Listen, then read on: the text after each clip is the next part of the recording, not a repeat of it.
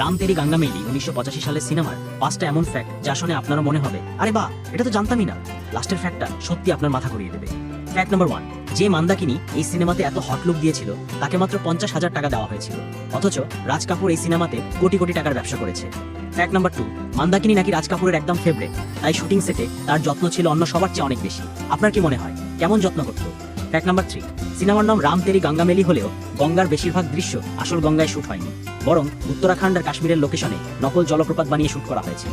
Fact number 4, sensor বোর্ডের এক মিটিংয়ে এক মহিলা সদস্য নাকি বলে দিয়েছিলেন এই সিনেমা মুক্তি পেলে দেশের নৈতিকতা ডুবে যাবে। মানুষ কত জঘন্য হতে পারে দেখেন পরের ফ্যাক্টে।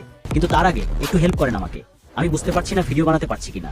আমি একেবারেই নতুন, আমি সাহস পাবো যদি সাবস্ক্রাইব করে ফেলেন, অথবা কেমন করতে পারছি কমেন্টে জানান।